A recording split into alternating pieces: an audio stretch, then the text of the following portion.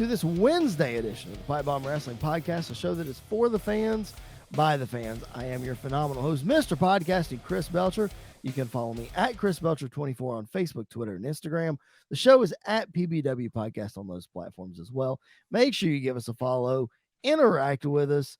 We want to know if you're digging what we're doing. Best way for you to do that is through social media, so please do that.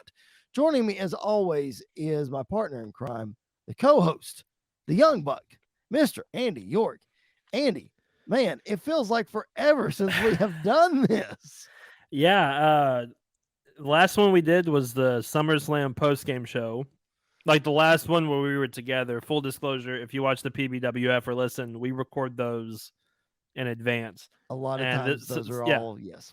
And so this is the first time we recorded since in the car of SummerSlam, which was an experience to say the least, which I'm sure we'll talk about here in a little bit. And Yes, then we will. obviously you got sick, and then when you got sick, I got sick, and it's just, it's been a fun week and a half. I'll just say that.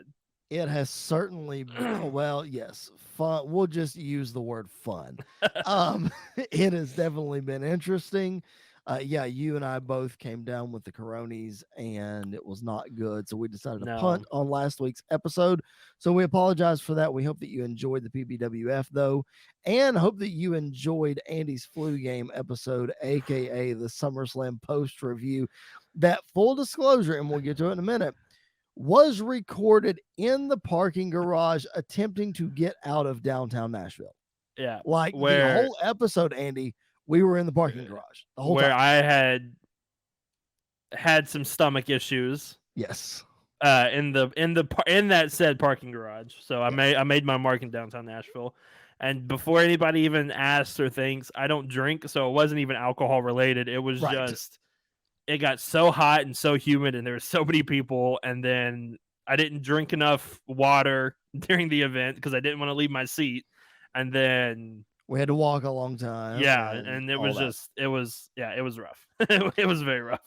It was a rough time, but it was a good time, and we're gonna dive into SummerSlam here in just a few minutes. We know that that's a couple of weeks past, so we're not gonna dive too far into it, but we do want to give some aftermath thoughts and all that kind of stuff. But first, before we do, again, lots to get to this week. Buckle your seatbelts, folks. Don't know how long this episode's gonna be, so hang in there with us. One of the things that I want to talk about first is Ric Flair's last match. Man, we both watched it live.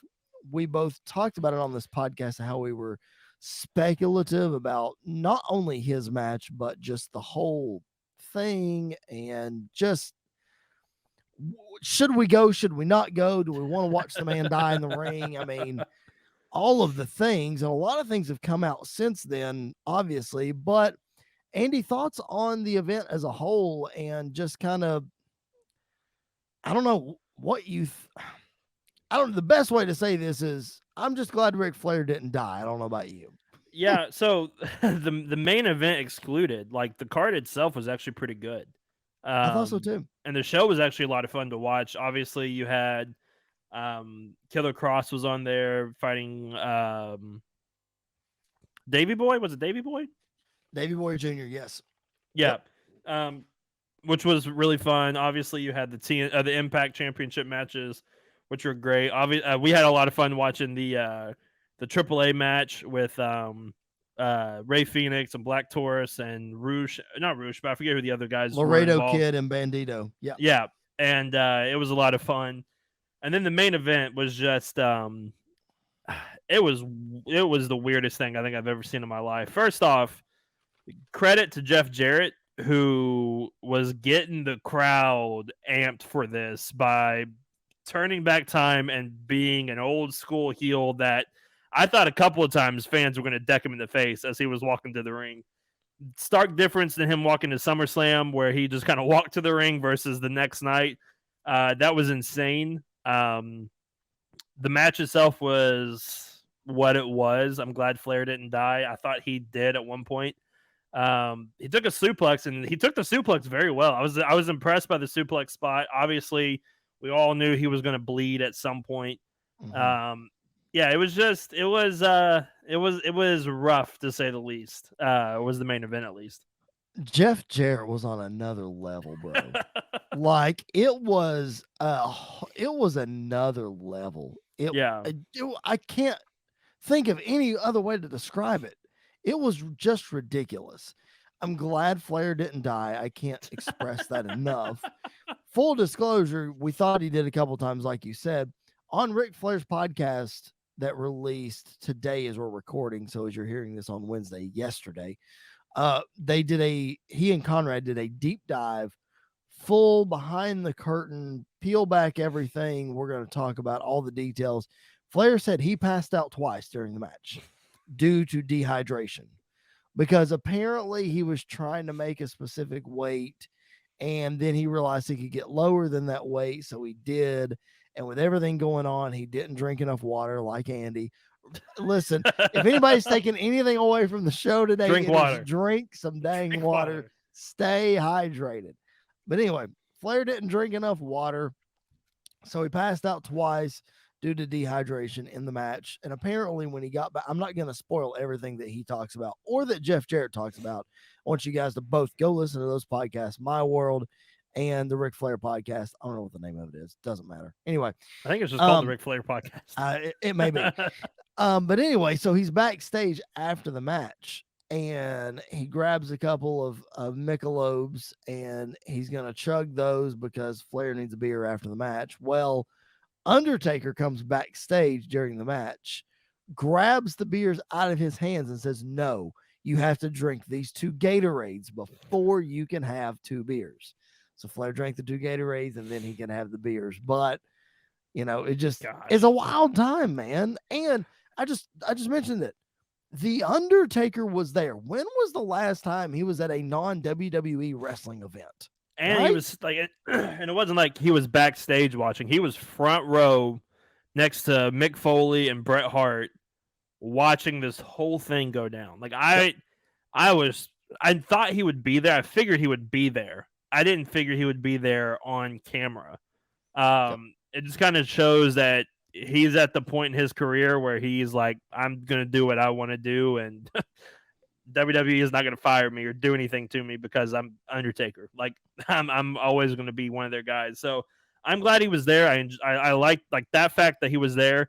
His facial expression during this whole thing was just like concerned look on his face the entire time. I think for a majority of us, it was like that.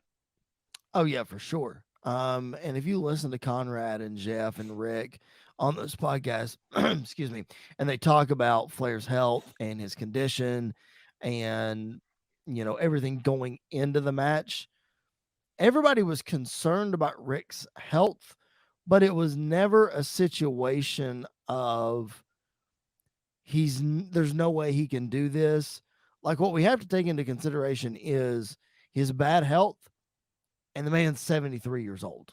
Yeah. And he's trying to get in there and do what he was trying to do or what he had done well for, so many years. Right.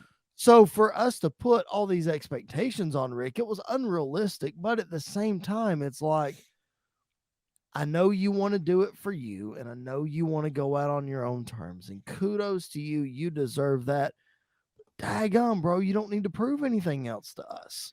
Yeah, part of me wonders if the episode that came out on Dark Side of the Ring played a massive role into this whole thing.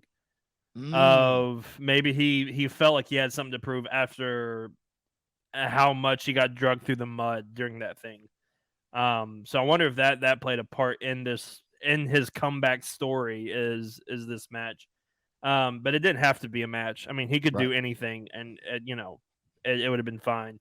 I don't know. That's it was just I didn't even think about that with Yeah. the Dark Side of the Ring thing. Like I didn't think about him trying to not only redeem himself from his TNA stuff or hey, I want to go out on my terms, but also to put a positive light on the Dark Side of the Ring. I didn't even think of that. Or just the the last thing people remember is not the Dark Side of the Ring thing now. It's Ric Flair's last match. So I think that probably played a big role in his decision making. But I will say he did. I mean, he put himself in the best case possible with Jay Lethal and Jeff Jarrett and Andrade in the ring. Because when Andrade and Jay Lethal got in there, it was fun. Like it was, we were moving, we were rolling. Even when Jeff Jarrett and Andrade were in there, we were moving.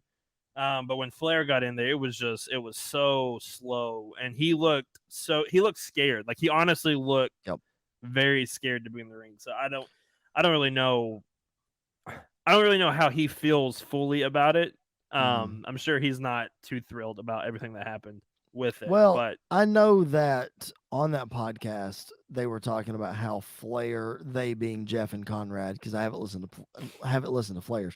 Jeff and Conrad were talking about how Flair's his own worst critic, as yeah, everybody is. They're hard on themselves, but Flair's his own worst critic, and he got in his head. And there was a lot of adrenaline. There was a lot of, I don't want to let anybody down. There was a lot of that. I even texted you at the end of the match. I said, after the match was over, was the first time that he smiled the whole time. Like I expected the dude to start crying as soon as he walked out of the tunnel, and being all excited and smiling and happy to be there, but he was not until the end. and we only got one woo, which was like weird. Like I was expecting multiple woos throughout the night. Yep. He only did his little walk thing once. Jeff Jarrett did it more than he did. So Right. like that was very. It was the circumstances around the whole thing were very weird. Yep. And very very abrupt. But again, when you put someone like Jay Lethal, who the next night on AEW goes out and kills it with Orange Cassidy. I mean, that match was absolutely amazing. You're kind of putting yourself in a good spot when you're putting yourself in with Jay Lethal and with Andrade, and then Jeff Jarrett just goes back to Connecticut or Stanford or wherever he's going, working for WWE now. It was really, really, really weird that the circumstances were weird, but he put himself in a great spot, kind of putting himself there with Jay Lethal and Orange Cassidy. Which I don't know. Have you got to see that match yet? I think I did. I think I may have watched it while I was doing something else. Yeah. But oh yeah, it was good stuff from what I remember. Orange Cassidy, I mean, we're going to talk about AEW here in a second. Orange Cassidy continues to prove why he's actually really good in the ring. And then Jay Lethal, like you said, you can't say enough about, enough good stuff about Right. Jay Lethal. The event itself, Ric Flair's last match, did well on pay-per-view, did well on attendance, did well in ticket sales. I mean, I think it far exceeded everybody's expectations from that perspective. So it's a success, especially because Flair is still with us and is still kicking. Well, I think no matter what they did with Flair, it was going to be a success. It was going to. My dad, who is not a big wrestling fan, wanted to sit down and watch this because of Ric Flair and Ric Flair being in it. So like it was going to do well no matter what it did. Right. Yeah, that's true. Yeah, that's very true. All right, man. Let's move on. AEW. We have missed a couple weeks on this, and we know that AEW is tonight, and this is kind of the new format of our episode. So we're more previewing what's coming up next rather than reviewing what has happened. But man, a lot of things have happened in AEW over the last couple of weeks, and the one of the things that was really more shocking than anything, at least I think, I'm not an in-depth close watcher of the storylines of AEW. Like I know what's going on, right? But this was a pretty big impact. I just don't know how well it's going to work. Ricky Stark's turning face. Like I find it to be a huge deal, especially because Powerhouse Hobbs turned on him. I just wonder what kind of babyface he's going to be. I honestly think he will be the biggest babyface within the next year in AEW. Really? I think he will absolutely. The fans already are behind him 100%. He's getting one of the biggest pops of the night. Like the crowd is fully behind him.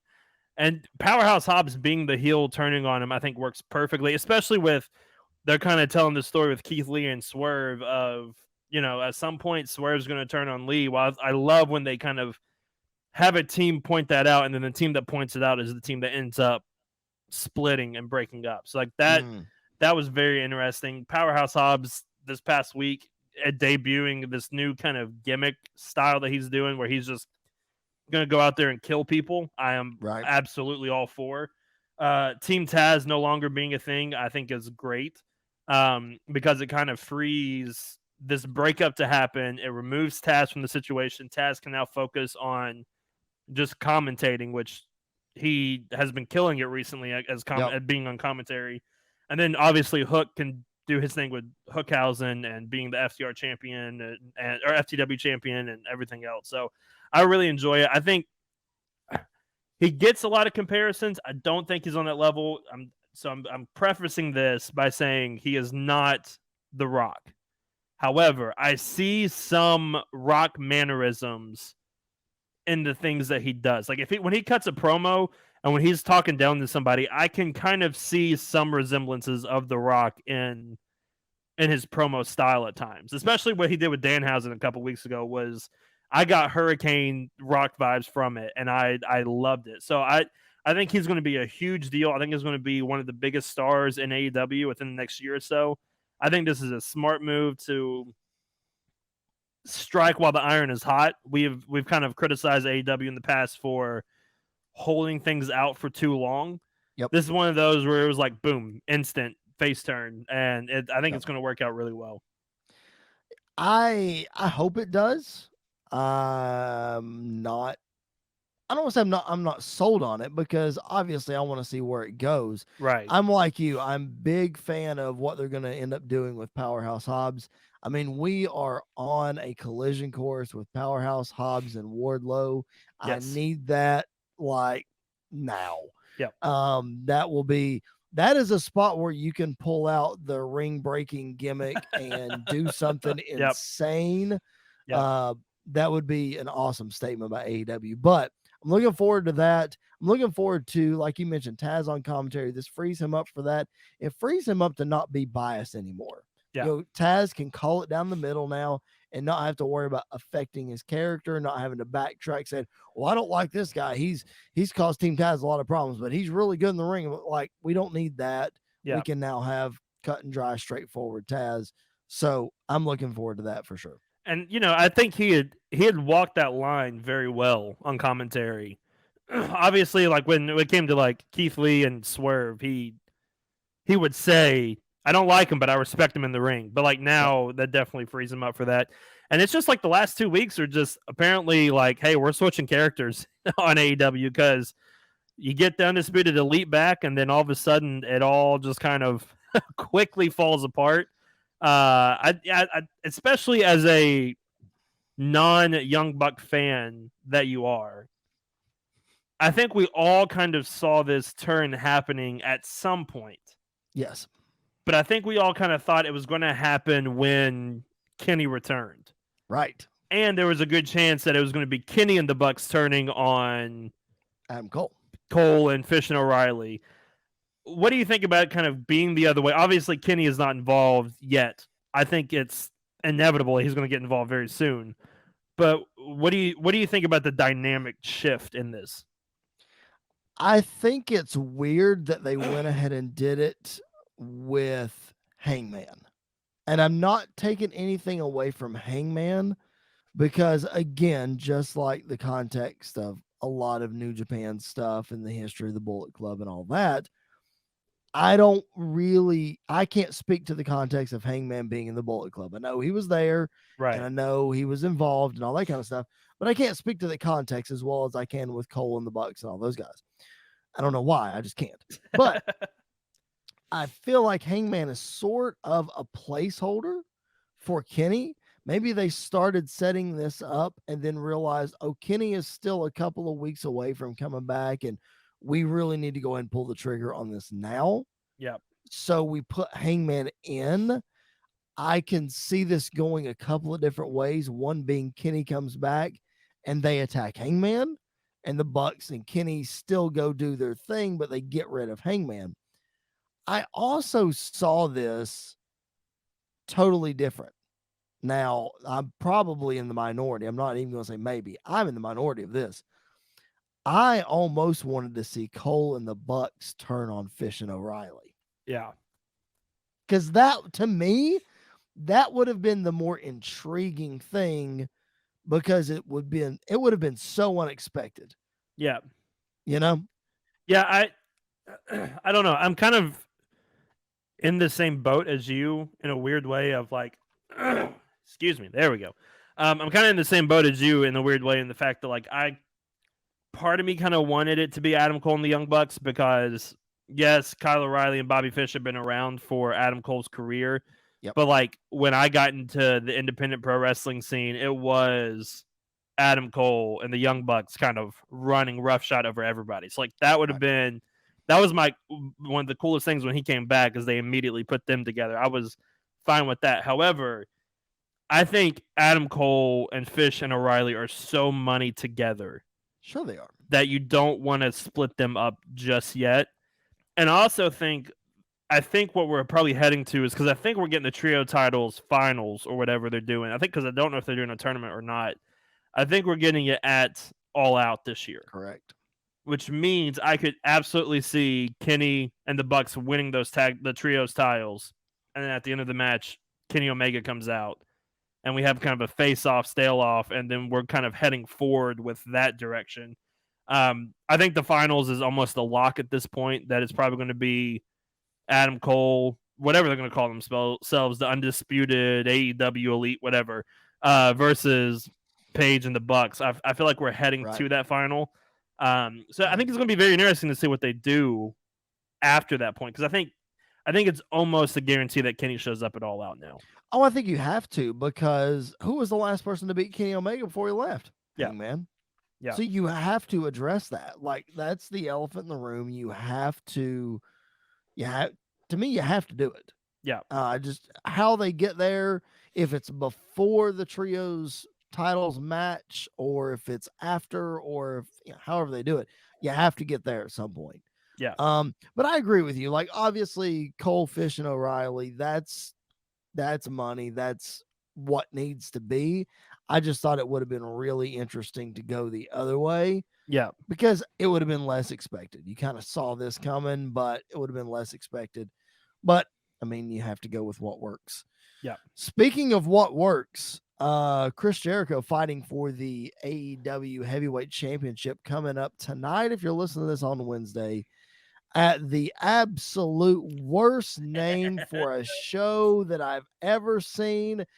AEW cannot make fun of Stomping Grounds or Great Balls of Fire anymore. Quake by the Lake?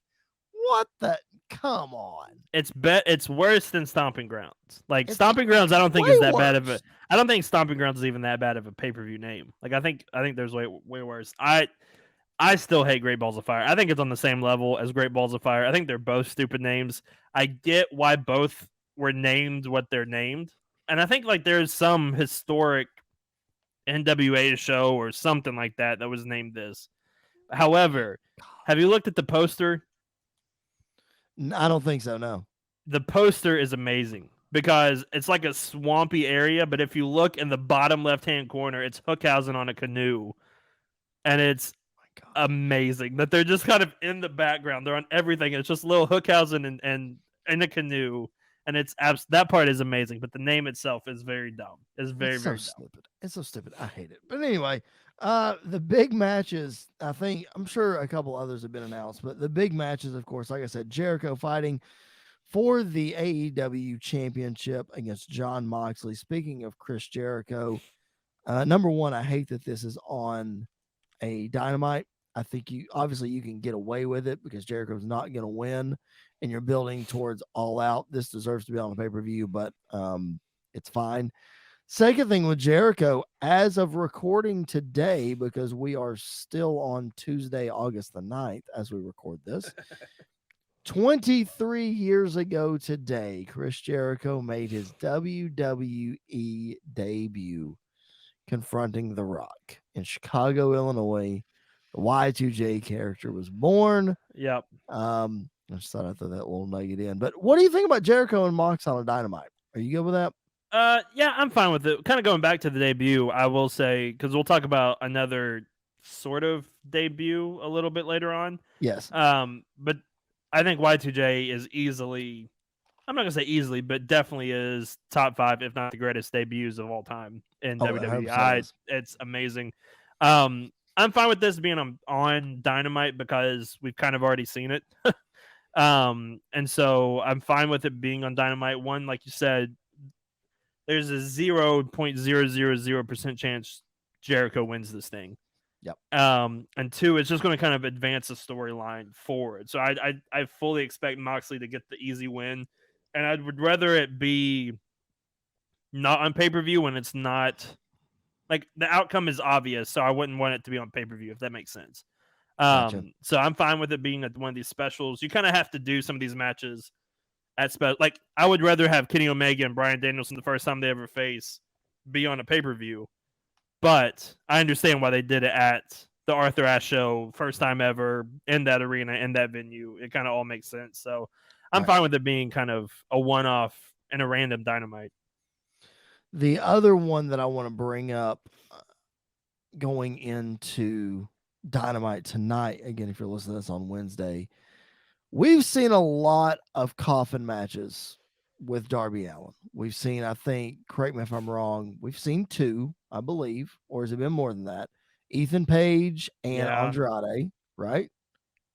Did he have one with? No, Miro had one with Undertaker. No, but I'm just talking about Darby Allin. No, I know. I couldn't remember if Darby Allin had one with Miro or not. Miro, I knew I knew he had one, but I forgot it was a random Saudi show. The first it was Saudi just show. Yeah, it was just Rusev versus the Undertaker in a casket match. It was supposed to be Jericho. Yeah, and Jericho went to AEW. He screwed that one up. Well, yeah, no, that was his Kenny Omega match. That's right. That was the very first Kenny Omega match. So that they pulled Jericho out of the coffin match and put him as the last entrant in the Greatest Royal Rumble. I think Jericho got the better end of the deal on that one. Probably did. But Darby Allin's, I think, had 2 coffin matches. I think so. Maybe 3 in AEW, but this one might be the most interesting of them all. And I'm not talking about the storyline in the whole thing, because to me, the storyline takes a backseat in this. This match with Brody King and Darby Allin is going to be ridiculous. Yeah. It's going to be. I'm going to be afraid for Darby's life in a couple of spots. I'm afraid. And I mean that in the best way possible because of just how insane Darby Allin is. I have loved this. This is the most random feud I think I've seen in a while. Mm-hmm. And I have loved every second of it because of this is truly the giant versus the little man.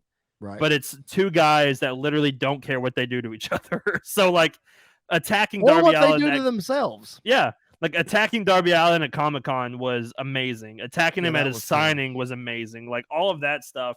I also I am super intrigued by the idea of Malachi Black and Sting. Like all of their face-offs have been perfect. They haven't really said a word to each other. They've just kind of stared each other down. Black obviously sprayed the mist, I think, at one point at Sting's. Like I'm looking forward to the point when Sting no-sells that and just starts going crazy. Like I think it might happen here. I think Darby might pick up the win, but it's going to be absolutely insane to watch this. And I think Brody's going to murder him at some points. Are we headed to Sting's first singles match in AEW against Malachi Black? It's the best opponent to put him with if you're going to do it. Like if you're going to do a one-on-one, put him in there with someone like Malachi. But would that have been okay? Gimmicks aside, because I get freaky versus freaky, and that's why Sting versus the Undertaker would have worked. But would Malachi really? I'm not taking anything away from him, but would he really be your first choice for Sting's first singles match in AEW? Would he really be the first choice? I'm trying to think. Honestly, he's the most intriguing. Sting versus Kenny Omega. Yeah, Kenny would put on a great match with Sting, but it doesn't really intrigue me. Like that's not something I want to see. I don't want to see maybe Punk. Like Sting and Punk would be very interesting, I think. Yep. But honestly, the money match to me the whole time has been Sting and Jericho. It never happened in WCW. Yeah. Never.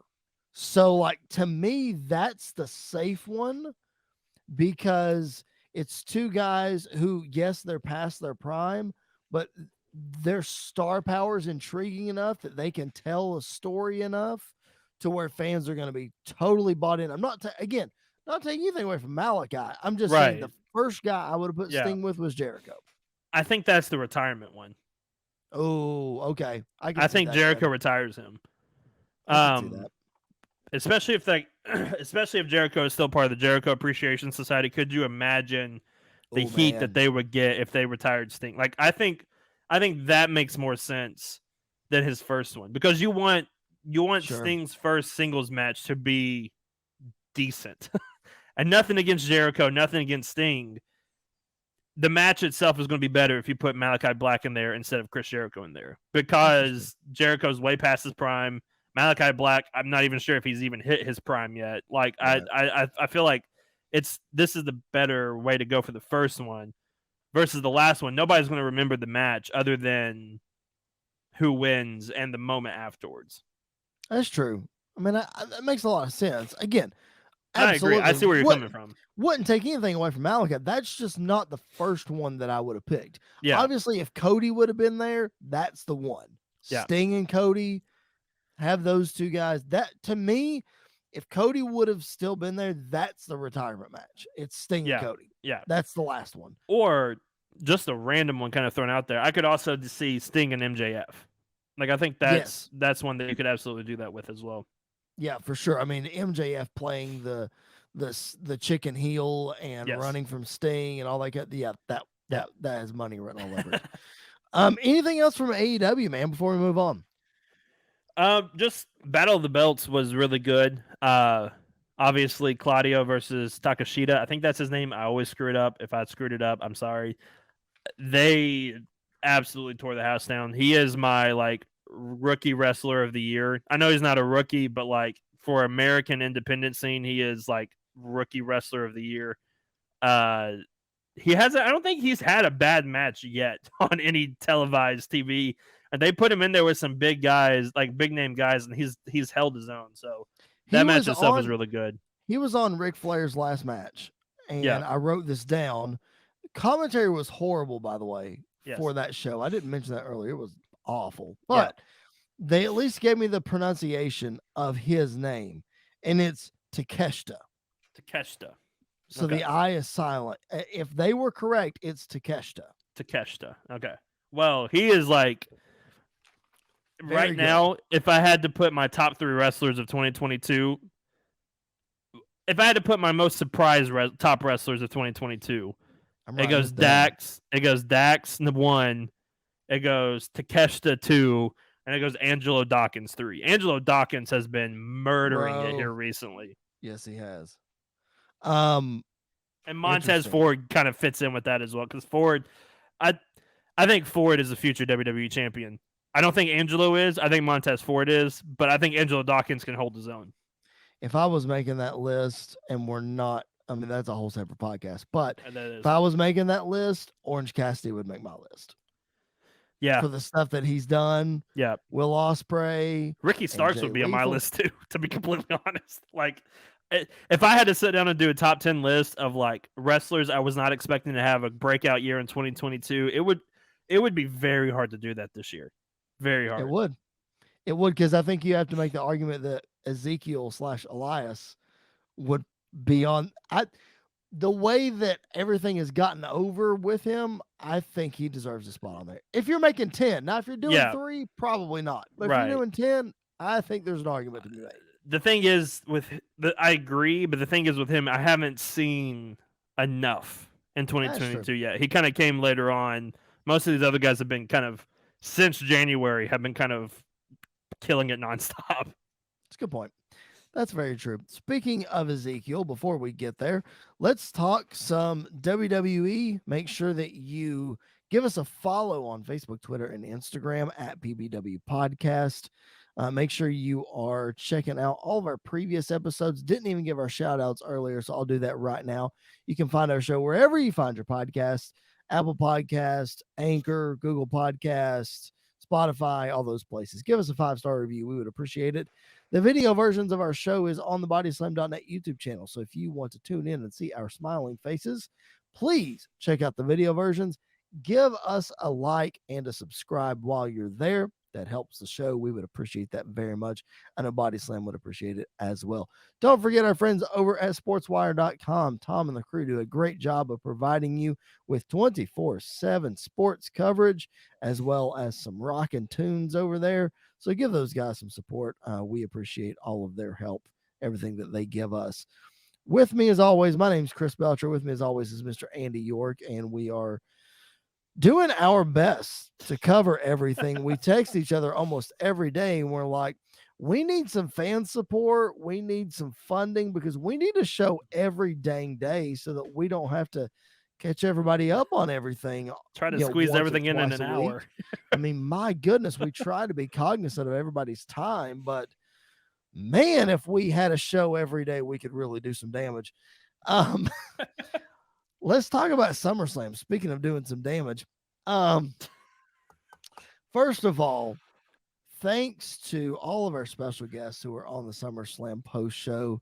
My brother from another mother, Jared Justice, was hanging out with us. The professor, Jason Backowitz, was back with us for the first time in what seems like forever. Levi Bachelor, first time in a long time, he's back on the show. And Andy's wife, Katie, hung out with us, and we recorded a podcast in the car, in the parking garage in downtown Nashville, because it literally took us an hour to get out of the parking garage. It was brutal, but we made it. Yeah. Andy, as Andy alluded to earlier, did not feel well. I don't remember any of the podcasts, to be completely honest. Well, as I told you the next day, you were very coherent. Uh-huh. Everything you said made a lot of sense, but obviously there's been some fallout from SummerSlam. Want to give us all a chance to digest what happened. I know Andy's gone back and watched it, as have I, to see the presentation of everything. Andy, the first thing I'm going to say about SummerSlam as we talk about some aftermath and fallout, commentary freaking hit a home run on SummerSlam. Like, everything was so good, to the point that Corey Graves says to Michael Cole, I liked it better when you didn't have an opinion. Yeah. I thought it was great. It goes to show that when you don't have somebody yelling in your ear every 5 seconds, that you can actually do your job pretty well. Like, this was the most fun I've had with Michael Cole. The last couple of weeks have been a lot of fun with Michael Cole. Yep. He's been doing a great job. I still not sold on Jimmy Smith. I think there are better options out there than Jimmy Smith for Raw. And obviously Byron Saxton can just, go backstage. But I really enjoyed it. Corey Graves, Michael Cole, especially in the main event. Michael Cole was absolutely on fire. He was in the main event. Oh my gosh, he was so good. McAfee Corbin match, they were really great on. They really did a great job throughout the entire night, and it was actually nice when I went back and watched it. It was actually nice to see what was happening in the ring, because half the time at SummerSlam I couldn't see because of that stupid bright light. I didn't even bring that up in the podcast. That stupid bright light that they had, where I literally couldn't see anything in the ring half the time. I can't believe nobody brought that up, because it's an issue on stadium shows. I didn't disclose that to you guys, but it is an issue on outside stadium shows. Inside at Mania, we didn't have a problem. It wasn't a big deal. But outside, I remember at WrestleMania 35, it was a big deal as well. They had some lights that were very bright, and at least when they chanted that time, they turned it off. They didn't turn it off for us. They did not turn it off for us. I guess not enough people chanted. But anyway, that was an issue. So not seeing the ring, that was only about half of the show, though. It was from Judgment Day on, so it was about the fourth match on the card. Yeah, 4 out of 8. So about half the show. Yeah. Speaking of Judgment Day, something that we really didn't talk about a lot on the podcast, which I was told after we stopped recording that I did not talk enough about this. The return of Edge. Yeah. Was wild. It was. Like, what annoyed me, and I couldn't do anything about it, is we knew it was coming. Yeah. Like, I had to go back and watch that tag match to know what happened at all during the tag match, because from where we were sitting, we could see anything and everything happening at the entranceway. And after everybody made their entrances and the match started, they wheeled that big thing over for Edge. So we all knew it was going to happen. I was texting with a guy that was in the stadium somewhere else, and he said, "Yeah, we all saw it too. Nobody in my section was paying attention to the match either. Like Yeah. everybody was looking at what they were doing, but it was awesome. Yeah, It was wild. I felt bad for Rey Mysterio, like for the Mysterios in Judgment Day, because we were either chanting "We can't see" or we were staring at what they were setting up, and it's kind of Yep. the same with like full disclosure in the main event. We saw the tractor before everybody else did too, because it was Yep. literally right in front of us. Yes. That part did kind of take away, but the entrance itself was absolutely amazing. It was so Yep. cool to see that. I'm still bummed we didn't get the Rated R Superstar entrance. But I'll hear it one day, I'm sure, hopefully in person. It was awesome though. It was really cool to see that. And then he went out there, he had a huge spear. The ropes must have been loose, like really loose, because Ray completely messed up his 619, and Edge, when he bounced off that rope to hit that spear on Damian Priest, it was the first time Edge actually hit a pretty decent spear, and it actually looked like a spear instead of a hug. It actually looked really good. Well, I was listening to Pat McAfee talk about his match on his podcast, too, yeah. and he was talking about how humid it was Yeah. and how slippery the ropes were. And I think I heard Logan Paul mention that as well, because I went back and listened to. By the way, for those of you who may or may not be Logan Paul fans, I don't care if you are or you aren't. Triple H was on his podcast last week. It is a must listen. Y'all got to go back and listen to that. But I think Logan Paul was talking about it as well. Oh yeah, because he slipped during his entrance. Yeah. So I think he was talking about it there too. So yeah, ropes must have been, they were loose, they were humid, all the other kind of crazy stuff. But I thought it was really, really good. I was very excited to see Edge. I found it very interesting too. I made this note that we saw a Becky Lynch face turn. Mm-hmm. We saw a Ronda Rousey heel turn in the same night. Yeah. WrestleMania 39, here we come. See, I could see that happening, but I don't know, because it's happening. From all, I think it will, but from all reports, the Becky Lynch face turn wouldn't have happened if Vince was still in charge. Right. Because Vince was fully behind heel Becky for one reason or another. Right. So I think we might be heading to it. I don't think it was a switch on purpose. Like, I don't think it was with that intention in mind. But I do think we are going to head to that point. I think we are going to head to that, especially with it being in Hollywood. I think that's going to be one of the marquee matches. Oh, that's going to headline night number 1 for sure. Like, there's no doubt about it. That's the headline match. That's the match that we've been clamoring for since 2018. And I think with Triple H in charge, it's a definite that it was going to happen for sure.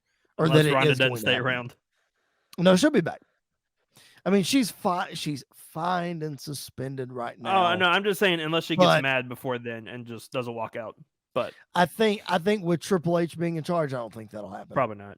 I think that Ronda will be more protected.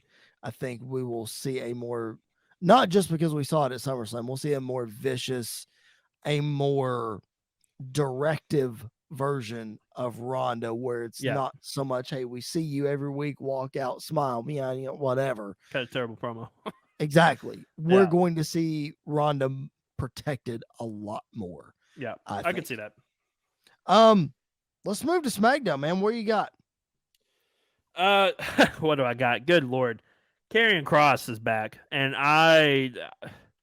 so I was sitting watching it because I was still recovering. Full disclosure before you go any. No, wait. I'll let you tell a story. Go ahead. No, go ahead. Well, I'm sitting at home Friday night, sick as a dog, watching SmackDown. I am enjoying what I'm watching for the most part. It's been a great show. Earlier in the day, there have been reports that Karrion Kross and Scarlett could potentially come back to WWE at some point. We're in the main event. It's the Bloodline. It's Roman Reigns cutting his promo. Drew McIntyre with the line of the year so far, coming out and calling Roman Reigns a tribal queef. I'd have lost it when he said that. Amazing. Amazing. He said it so smooth too. I don't think people heard it. He walked out there, and all of a sudden I heard the music, and it took a second, and then I was like, that's Karrion Kross, and it went black and white. He's still got his hair. The hair is growing on me. It's fine. It's not that big of a deal. So weird. the main thing is Scarlett is with him, and that was the most important thing. Yes. Apparently, he's going after Roman Reigns immediately, which if you want to build a star, that's how you do it. It's one of the few moments that I literally jumped off my couch in excitement, and I was so thrilled for it. Doomsday has arrived and the clock is ticking, is what Michael Cole said on commentary. Yeah. Unbelievable. It Yeah. was wild. So what I was going to say is, it's a good moment on SmackDown. Andy and I text throughout shows all the time. It is a regular occurrence. Yeah. If we could record every conversation that Andy and I have and put it out to you guys, it'd probably be more entertaining than what you actually Probably. get. But that's beside the point. It's a good moment when I get an all caps text that says, "Dude, are you watching SmackDown?" So what did I do? I didn't turn SmackDown on, because at that point, when I saw the text, I think SmackDown was over. Probably. I immediately went to the Twitter machine to figure out what had happened, and I was blown away. Yeah, I just blown away. I lost. And it was one of those of like, we had another debut on Raw that they were building up throughout the night in a very creative and fun way. This was just like, in your face. There you go. He's here. He's back. She's with him. He is not wearing a gimp outfit anymore. He's back to his full-fledged outfit, like his full-fledged thing. Like I'm so excited to see him back. Now, to add to the second thing that you said about Kross going for the title, going for Roman, clearly he's putting Roman in his sights. Yeah. Clearly he's putting the main event guys in his sights. Now, this Karrion Kross debut has really triggered a lot of rumors and reports about USA Network wanting a champion, and Roman's not able to be there, and they want an interim champion, or they want to split the titles, or whatever. And then there's the rumors of the draft that might happen at the end of this month or beginning of next month, whatever. Listen, we all know those are rumor and innuendo. We all know that there's a little nugget of truth to all of it, but there's a lot of it that's probably blown out of proportion. I have absolutely learned that I do not believe anything and everything that I read in terms of wrestling journalism. However, like I said, there's a nugget of truth somewhere. I don't necessarily believe that Karrion Kross is going to come in and dethrone Roman Reigns immediately. Like, I don't think that's going to happen. Do I think he is a viable contender if built correctly under the Triple H regime? Absolutely, I do. But I think what doesn't sit well with me, and we're going to get into this on a bonus episode that's coming in the next week or so, by the way, what doesn't sit well with me has nothing to do with Kross, has nothing to do with Drew or Roman. It's this idea of splitting the titles and having Roman keep one. Like, I've always just been against that. And I think it's a bad move. It's no fault of Kross's or whatever. I just think it's a bad move. This was why, if you go back to WrestleMania 38, which we were in the building for, the whole build-up, this is why I was so heavily against unifying the titles. Because I knew that they had no plan for both titles. Right. Like, there was no plan. There was nothing. It was just, hey, let's make Roman have both belts, because let's make it the biggest possible thing that it can be, and then we'll figure it out. It's the case of nobody wants to see Brock Roman again, so let's put both titles on the line. That'll get people to want to see that match, which, fair enough, but you can find something better to do than that. I get why USA Network would want to have a main champion on their channel, on their show. Weird enough, I think Raw has been better without a champion being always present. However, the last couple weeks, it's been because they have built up, like, the U.S. Championship feels like a huge deal now. A huge deal. One video package, which, by the way, did not have Theory in it at all, which I thought was very telling. One video package, and then one tournament, and then one championship match, and the U.S. title feels bigger than it's felt in the last since John Cena held it in 15, 2015, 15, 2014, yep. 2015, something like that. Yep. Like Mhm. it was 2015 because that's when Kevin Owens came in and feuded with Right. him. Was during Yep. that time. Yeah, the U.S. championship feels like a big deal. I get why they want to have a main title. We talked about this, I think, yesterday. I think it's almost a given. Not a given. I'm not gonna say it's a given, but I think there's a really good chance that Drew beats Roman at Clash at the Castle for the title. Maybe Theory cashes in, maybe he doesn't. And I think one of those two guys will be the champion on Raw going forward. Mhm. However, I do agree. I don't want to see Roman get beat unless it's for both titles. Correct. Or to be more frank, I don't want to see Roman get beat unless it's Cody Rhodes. Like I am still at that point where I don't want to see him lose unless it's Cody, and I can get behind Seth. And I can get behind Drew, but it needs to be for both titles, I feel Right. like.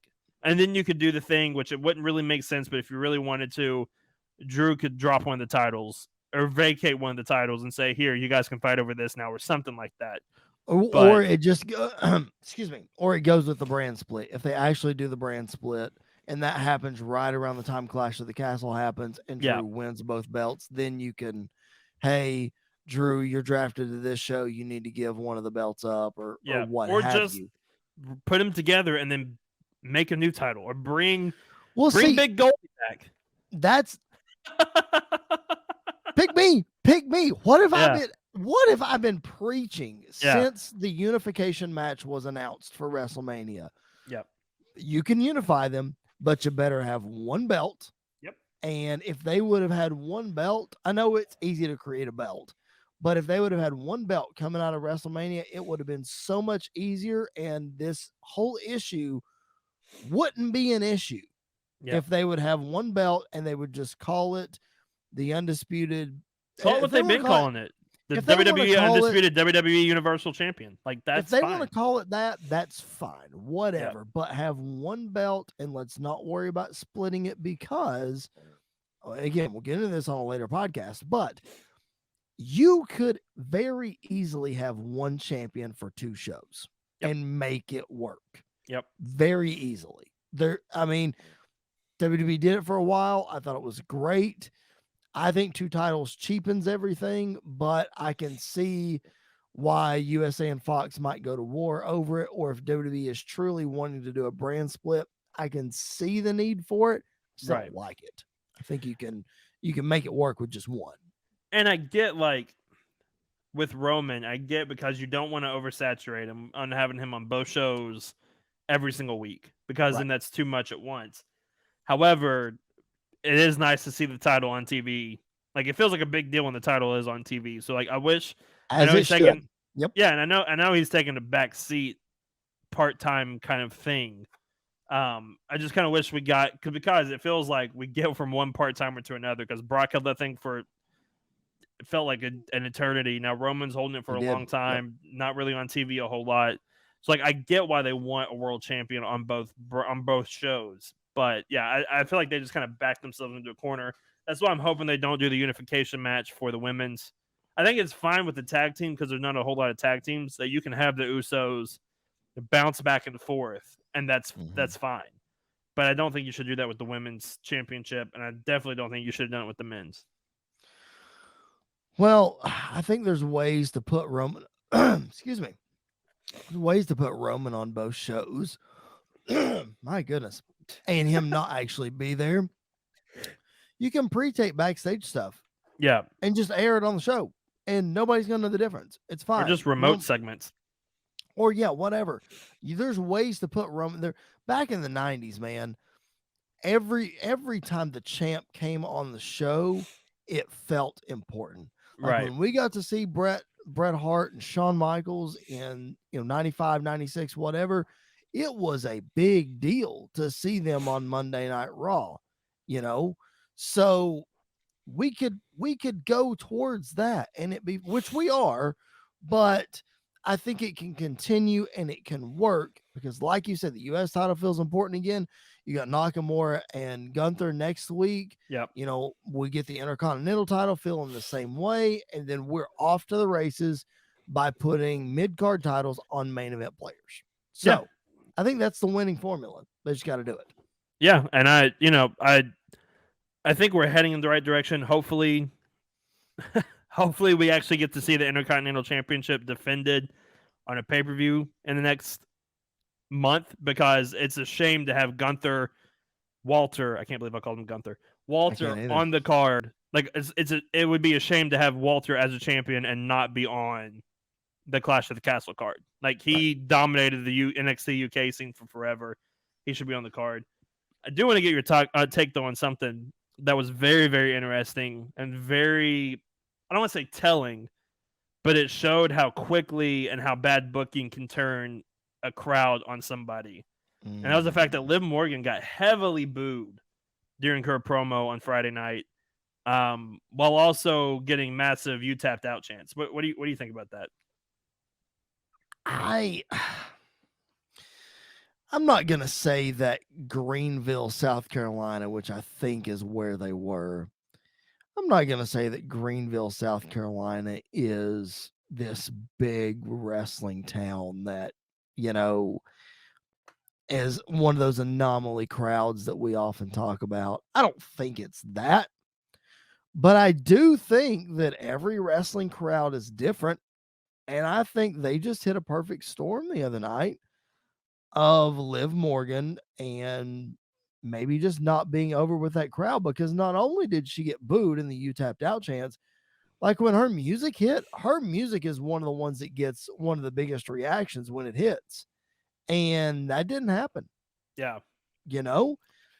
So is it something to where fans are already starting to turn on her? Maybe.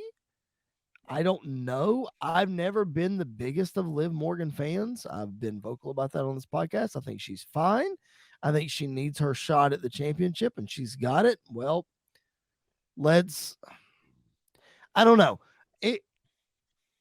It's always weird when baby faces do something heelish.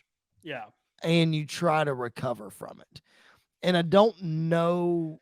It's how they need to find a way for Liv to recover. I don't know. The whole situation is really odd to me, but she does become the first woman in WWE history to pin Ronda Rousey twice. Nobody else has ever done it. And 2 of the 3 times have massive controversy around them. Yep.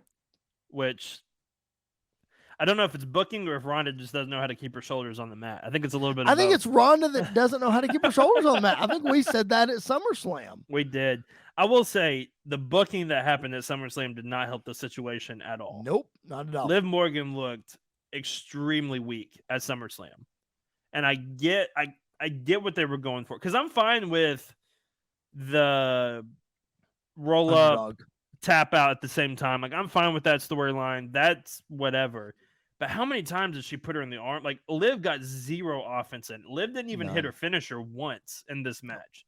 So, like, she went for it once and Ronda countered. That was it. So, like, they made Liv look extremely weak. This is the one, like, the biggest complaint I have. This was the lowest moment of the night for me at SummerSlam, was this whole debacle, because Liv deserved better. I understand you want to keep Ronda strong. There's a way to keep Ronda strong and have Liv still win. Yep. And not look completely useless. Sure. And that's kind of the way it reminded me of Bayley versus Alexa Bliss in like 2017. 16 or 17. 17, yeah, that's right. During 17. that Extreme Rules match where it's a kendo stick match, and like Bayley was afraid to use the kendo stick.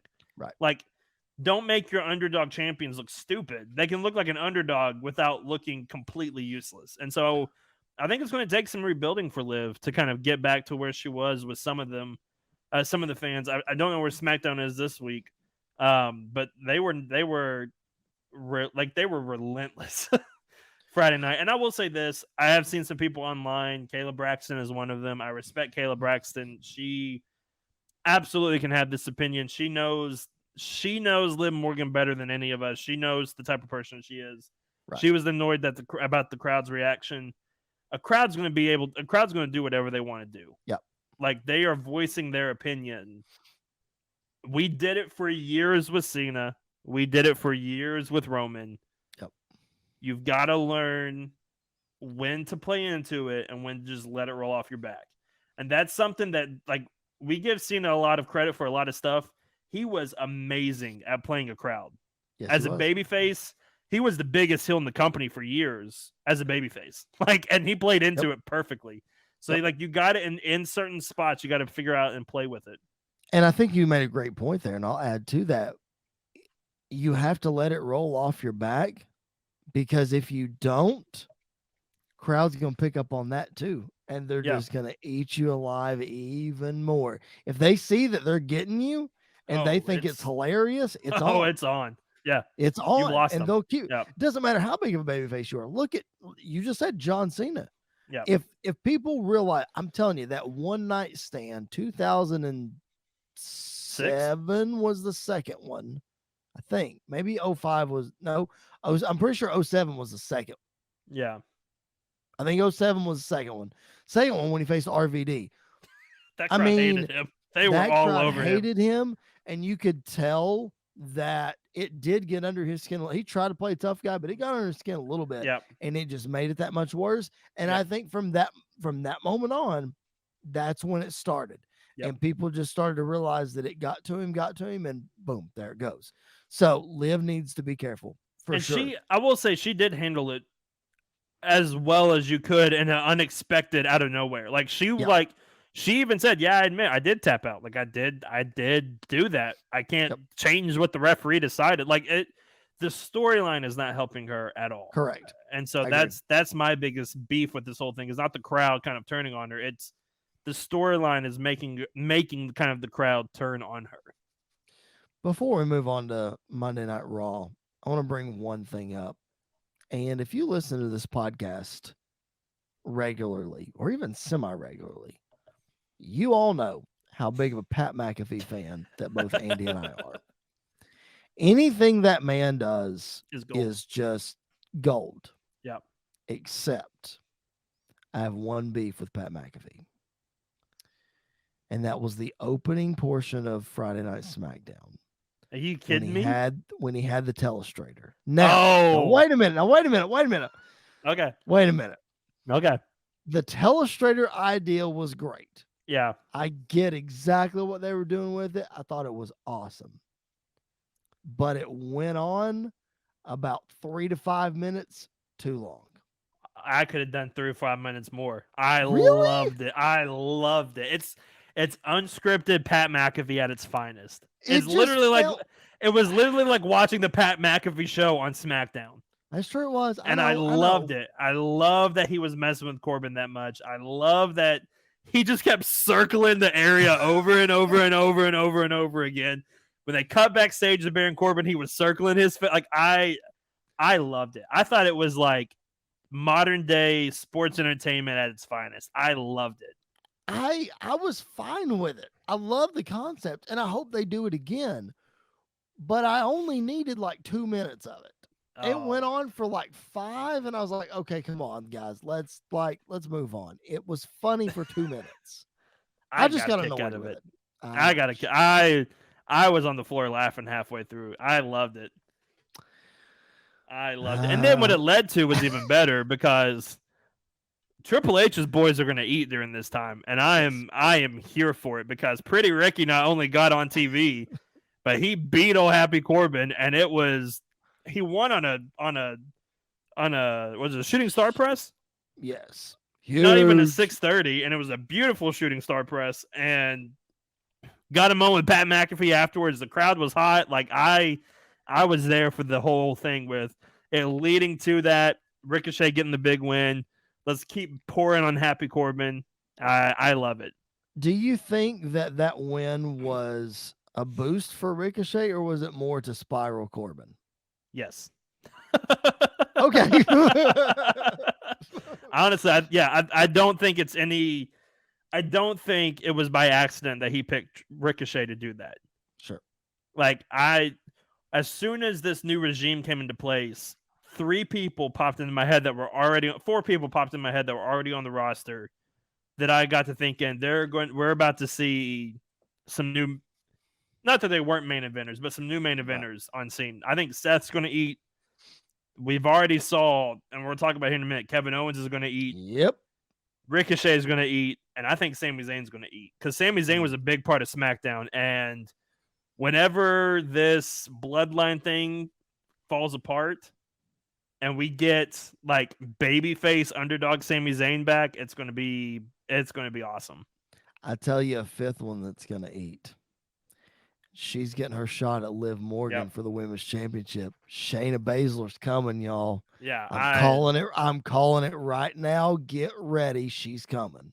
I thought throughout the entire gauntlet match, I was like, "Oh, Raquel's got this easy in the bag." Shayna's music hit. I was like, "I forgot she's on SmackDown." And never mind. Shayna is about to. I think there's a good chance Shayna takes the belt off of Liv. Absolutely, 100% she does. I think 100%. I think there's a good chance. I don't know if the crowd turning on Liv will have anything to do with that, but I think it's more of we're pushing Shayna up the card. It's a perfect storm. Let's just go with it because Shayna did not get her just due. No, because that WrestleMania match with Becky Lynch in 2020, like that should have been Shayna. I think if there would have been a crowd, Shayna would have won, and that would have been Shayna's push to the moon. I'll give you the downfall of Shayna even happened at the Rumble that year. Charlotte Flair should not have won that Royal Rumble. Right. Shayna should have won it because the Elimination Chamber it made everybody else look super weak when she just kind of ran through everybody. Yeah. Like I get what they were trying to do. I am excited to see what Shayna is going to do on the main roster now. There are a few people that I think they're going to be taken care of. Ciampa, we didn't even talk about Ciampa yet. Like Ciampa's going to eat. Like it's as a black and gold NXT super fan that I am very excited for the people that are going to be pushed to the top. The only thing I'm going to ask now, because we're going to talk about Ciampa. We're going to talk about Dexter Lumis coming back here in just a minute. We just talked about Shayna Baszler. We just talked about Ricochet. We talked about Sami Zayn. Yeah. Seth Rollins, Kevin Owens, Shinsuke Nakamura is getting an Intercontinental title shot again. Walter's going to hold that Intercontinental Championship for about 4 years. Yeah, for real. All of these guys. But man, the black and gold just wouldn't be the same if we didn't get a main roster call up of Cameron Grimes. Can we please get Cameron Grimes on the main roster and please Cameron Grimes and R-Truth together will be the greatest thing that has ever been created in the history of wrestling. I think Cameron Grimes gets called up and gets right into a feud with Kevin Owens. I could see that happening. I don't want that because I want vicious Kevin Owens, and I do not want Cameron Grimes to get killed as soon as he gets there. I think it could happen. I don't know. I don't know who else you could put him with. You could put him with, listen, R-Truth and Cameron Grimes feuding with Chad Gable and Otis. Bro, that would be great right there. That would be so great. Good. I'd be for that. Now, do I want to see Cameron Grimes and Kevin Owens interact with all of what they do in their comedy stuff? Absolutely, I do. Because Kevin Owens is gold, but man. Anyway, all right. Speaking of, oh man, so many places to go. Not only did Dexter Lumis make a crazy return on Monday Night Raw that if you were not watching closely to what was going on, you missed it. Yeah. Because I had a couple of guys at work today even asked me, they were like, bro, I saw this on Twitter. Like, I missed this on Raw. I'm like, well, you should have been watching it. Anyway, not only is Dexter Lumis back, parking lot scenes are back. Oh my gosh. We have things happening in the parking lot that mean something. Yep. It's not just promos anymore. Like it's everything now on the show is there to make sense and to build to something. And even matches aren't just random. Like they're there. I can't tell you how happy I was last week when we got 2 triple threat matches that actually meant something. Like, Yep. no more championship contenders matches. We get number 1 contender matches, and they're back. I'm so happy for that. Parking lots now are not safe under Triple H's regime, which I'm fine with. I love an unsafe parking lot. It's going to be great. I am expecting. We saw Jungle Boy almost kill Christian in the parking lot on AEW. I think we're going to get something like that again. Maybe Rikishi comes back and hits somebody. I don't know. But Did you see I'm his looking forward tweet? to it. I did. So good. It was so great. I loved it. I love that parking lots are everything's meaning something now, because then when you get a Kevin Owens promo like we got, it just adds so much more. Like, that promo he cut was amazing. Yep. I was going to save this to the end of our discussion before we sign off, but I'm going to go ahead and throw it in now because it makes sense with what you just said. For anybody that has any doubt about Triple H putting his stamp on these shows, take away the debuts, because all of those are shocking, whatever. Right. Take away the debuts. Take away the more wrestling focus, the triple threats, and what have you. Take away that kind of stuff. But you can clearly see at the end of every single show that he has produced so far, because there's only been 4 of them, 5 of them, something like that. There's a question at the end of every show. Yep. Something is left up in the air. You don't know what's going to happen. There's something wild that just makes you go, okay, that totally flipped anything and everything that I thought about this one thing, and it's huge. It makes you tune in next week. Yes, it does. And that's what's been missing from like Monday Night Raw. The only reason why people were watching Raw, I'm not gonna say the only reason, but because we talked about it every single week, building up to WrestleMania 38. People were watching Raw for Cody Rhodes to show up. Yes, they were. Like, that's why people kept tuning in. Now we're watching because who's showing up next? Yep. What's happening with AJ Styles and is AJ Styles and Dexter Lumis going to have a random feud, or is Dexter Lumis trying to team with AJ Styles, or does all of this mean that Johnny Gargano is coming back? Like, there are so many different questions, because if you know anything about Dexter Lumis and you know anything about his history, obviously he is very familiar with a certain Rebel Heart and his wife, and he married a certain someone that is very similar. Speaking of, timeout, bro, did you see, I'll let you get back to that in a second. Did you see the clip from StarCast from Johnny's show? Yes, I did. For those of you who have not seen it, it's Dexter Lumis, it's Candace, and it's Johnny on stage at Johnny's show, StarCast. And Johnny asked him if he's done any indies lately. And the crowd is like, the crowd gasped when they react. And Johnny's like, what? I know you like doing indies. I just want to know if you've done any indies lately. It's great. So funny. I saw that this morning. Anyway, go ahead. Speaking of indie, did you see whose car it was that was crashed in the background of Kevin Owens? No, I missed that. It was Nikki ASH, and it was Dewdrop. Okay. So maybe Dexter Lumis is taking out Nikki ASH and Dewdrop, who is wrestling next week in the tournament, so that Indy Hartwell and Candace can now join the women's tag team tournament and go for those tag titles. There are a lot of things pointing, and that's the thing. You don't know if this is. I could be off my rocker. I could be reading way too much into it. Guess what, though? I'm watching next week to find out what is happening. Like, he is making you tune in each and every week.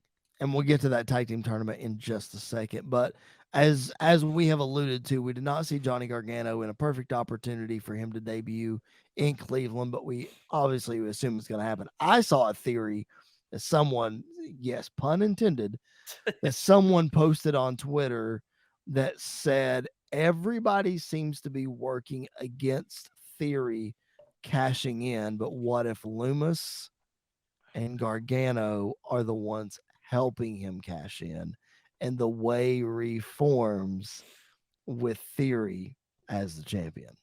No, Johnny's got to come in as the babyface. See, I think so too, And when I read that, I was like, oh, that makes me so mad. And then after about 5 minutes, I was like, but that would be really interesting if that happened. It would be. I think if Johnny comes in, Johnny is the focus, and if Theory's the champ, then that takes all the focus off of Johnny onto Theory. Right. So I don't know how I would feel. I would probably get I'd be a little peeved about that if that actually did happen.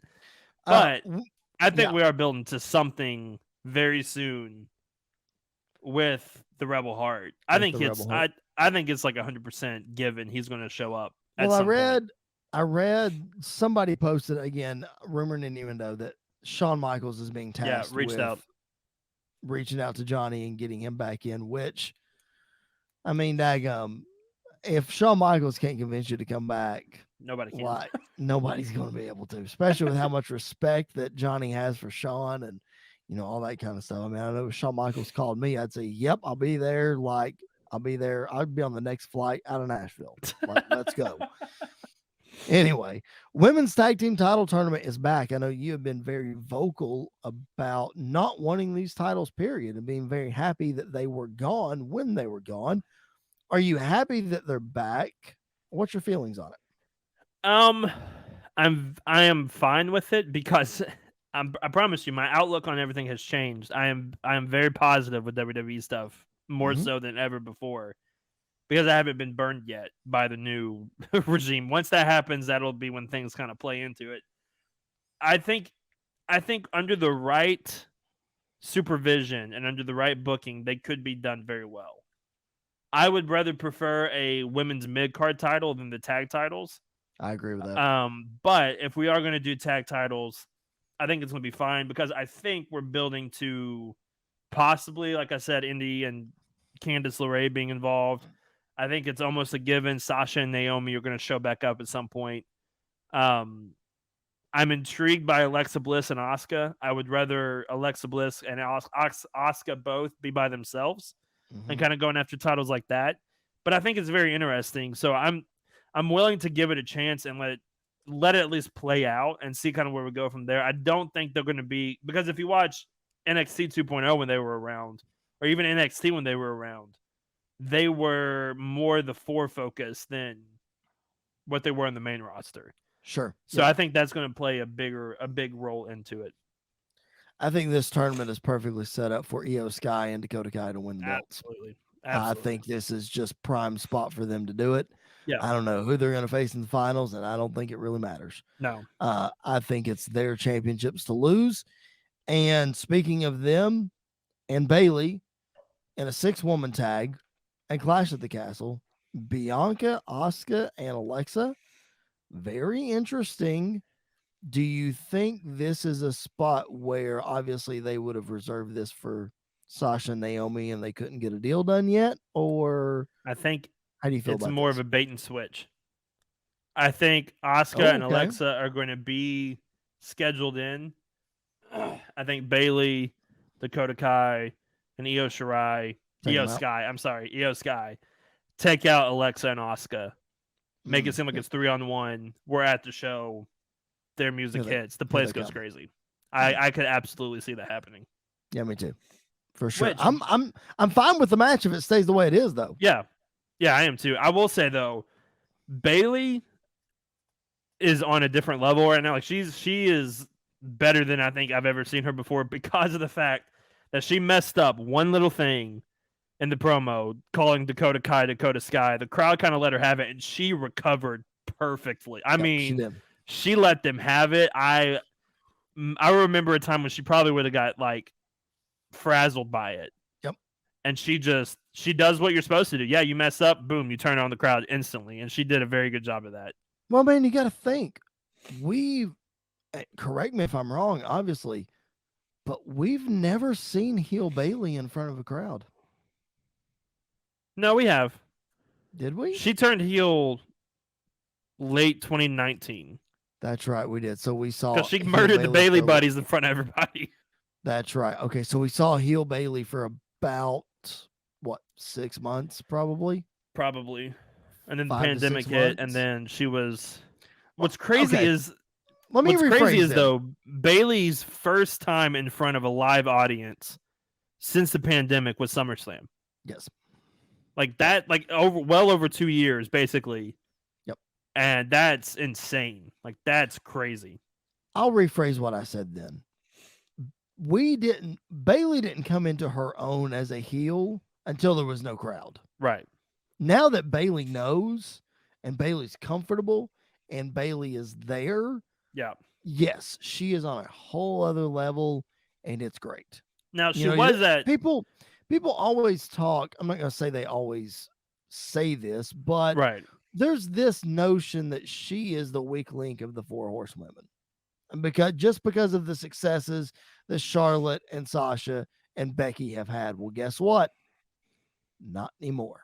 No, I don't think there is a weak link anymore. I think for a while, I think before the call ups, I think Becky was the weak link because Bailey was killing it, Sasha was killing it, Charlotte was killing it in NXT, and it took a while for Becky to come into her own. But once Becky got comfortable, I think Becky is, I think she's past all of them, and I think they're all kind of on equal playing field at this point. I agree. And so it's a lot of fun to kind of see them bouncing back and forth and doing that. I will say this as well. I don't understand why Dakota Kai got released and never got a chance, because that tag match that they had, Dana Brooke and Tamina looked lost because Dakota Kai and Io Sky were bouncing all over the like they were fluid in everything they were doing. And Dana Brooke and Tamina, they kind of showed that they were not even close to the same level as those two. So like I'm very excited to see what they're going to do. Two incredible matches on Raw. AJ Styles and The Miz no DQ main event. That's where we saw Dexter Lumis. Incredible match. And then, of course, for the U.S. title, Tommaso Ciampa and Bobby Lashley. There were so many times where I thought Ciampa was going to win. I did too. But in the end, Bobby Lashley retains, and what a great match it was. Man, just good wrestling. We've said this for a little while that Raw has been delivering with good wrestling, but it's even more evident now that Triple H is in charge. I mean, last week you had Montez and Seth tearing the house down. This week you had Angelo Dawkins and Seth tearing the house down. Ciampa and Bobby Lashley was the perfect example of building a star in defeat. Yep. Ciampa didn't have to beat Lashley. Nope. But Ciampa looked really strong. Like Lashley made Ciampa look really good. Lashley made him look really, really good. He didn't squash him. He didn't kill him. Lashley hasn't had a bad match since the Omos matches. Like Lashley's been killing it here recently. I'm excited to see what they're gonna do with Ciampa and Miz and AJ and Dexter and Lashley, if Lashley's still gonna get involved. There's a lot of directions we can go in right now, and it's really fun because this is one of the few times I can remember. I don't know where we're heading, but I just know I'm excited to be on this ride. Like I'm excited to see where we're gonna end. Well, that leads me to my next point, because as I've been alluding to, there is going to be a bonus episode coming your way, and it's probably going to be next Friday. So if you're listening to this, that is the, what date are we talking here? That's 19th, most likely, is when we're going to deliver this bonus episode. We're going to talk about that direction. We're going to talk about, Andy saying we don't know where we're going to go. We're going to do a whole podcast, not necessarily fantasy booking WWE, but we're going to look at what a WWE under Triple H's leadership looks like. Yeah. What changes need to be made, what needs to stick, what the roster should look like, what shows should look like, what WWE should do with their resources. Obviously, we know they have unlimited resources. Okay, now how does that change under the Triple H leadership? So we're going to do a whole podcast about that. So that's going to be a bonus episode coming your way next Friday. So get ready for that. That's going to be a lot of fun. On our way out, Andy, of course, the high spots and turd sandwiches, highs and the lows of this week in the wrestling business. And heck, if you want to throw in last week since we missed, by all means, go for it. I will start, though, with my turd sandwich. And it's the fact that we did not get Johnny Gargano on Monday Night Raw in Cleveland. Like, I knew it wasn't going to happen. And like, Jason texted me and he said, "Hey," because I wasn't watching Raw live at the moment. He texted me and said, Right. "Hey, U.S. title match is next." And I said, "Okay, I'm going to turn it on and I'm probably going to jinx it." And he didn't show up and I was not happy. Yeah, I agree. It's one of those things that it's so hard because he's not even signed. He's not even like in the company as of right now that we Right. know of. Right. It's like the Cody thing all over again. Like It we is. want him to show up so bad, and there's no chance. Like there's no guarantee that he's ever going to show up. He may never show up. Like He that's may that's show up on that's. he may show up on AEW tonight. Oh, you would cry. You would be so devastated. I would be so upset if this happens, y'all. Oh Listen, man. this would, if Johnny Gargano shows up in AEW, it is way worse than Sting showing up in AEW. It's worse than Adam Cole showing up in AEW. It is literally the worst one that they could pull from me. Even, listen, I'll even say this. Even if AJ Styles were to go over there at this point, I would feel better about him going than Johnny Gargano. I mean, Sting and Adam Cole have done pretty well for themselves in AEW. I still didn't want him to go though. Just saying, I don't like it. All right, what do you got? Turd sandwich. My turd sandwich is probably Dana Brooke and Tamina.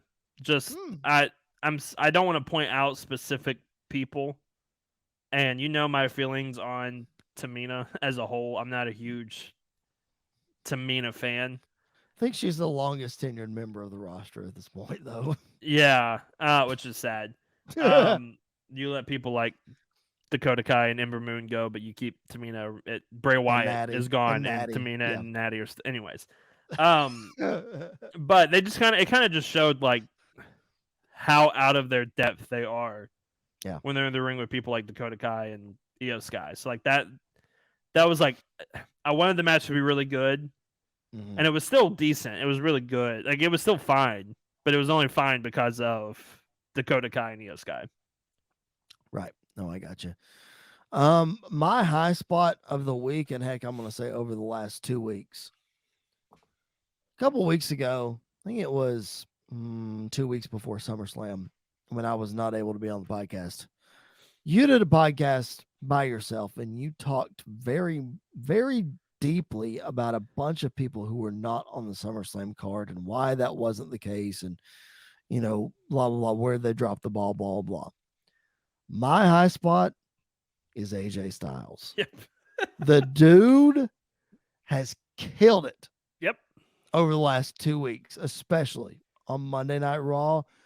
Dude is back to having AJ Styles matches. Yep. And when I say AJ Styles matches, I mean tearing the house down. Follow that. Yep. And I couldn't be happier. Yeah. It's awesome. It's because now, even as an AJ Styles fan, his matches are now, I have to tune in to see what he does. Yeah.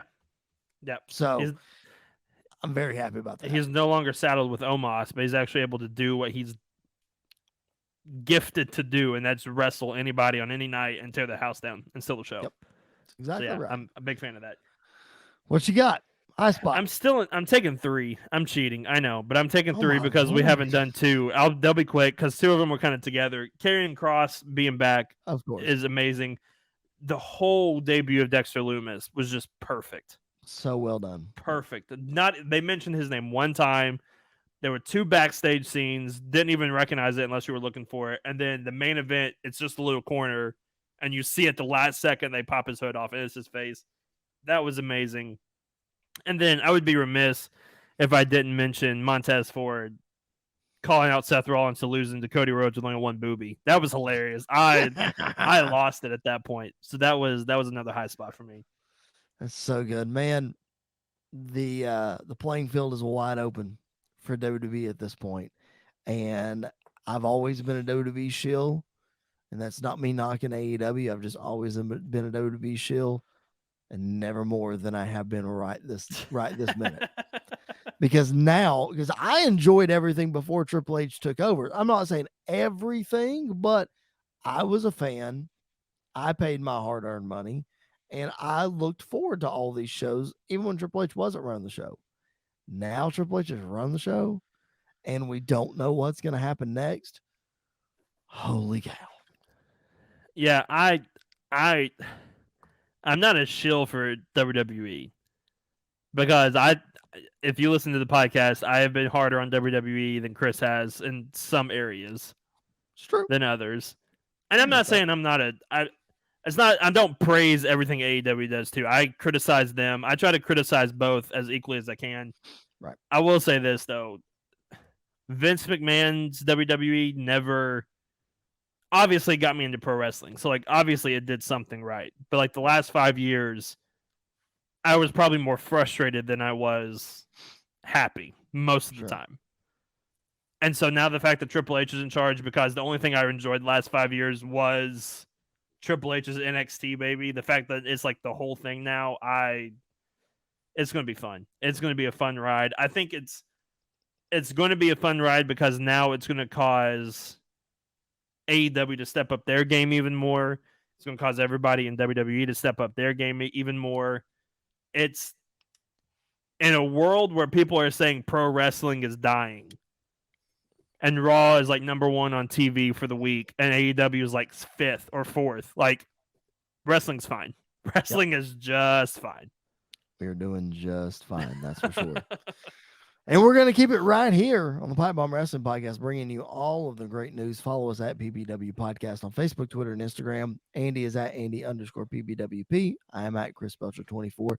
Make sure you're subscribed wherever you find your podcast. Make sure you're tuning into us every Monday and Wednesday, wherever you find your podcast, on the BodySlam.net YouTube channel and on SportsWire Radio. Don't forget, make sure you're caught up on the PBWF, Pipe Bomb Wrestling Federation, our fantasy booking show. That drops on Mondays. The pay-per-views are coming. Addicted to Chaos and Battle Lines are headed your way next week. Very pumped about that. It is pay-per-view number 2. And Andy and I have been talking about where things are going after that. And man, let me just tell y'all, I'm just excited for my show after the pay-per-view as I am the pay-per-view. Yep. It's that good. Yeah. So make sure you're tuned in. Make sure you're subscribed. Give us some feedback at PBW Podcast. For Mr. Andy York, my name is Chris Munchell. Thank you for hanging out with us on this extra long edition, really, of the Pipe Bomb Wrestling Podcast. And we will catch you guys down the road.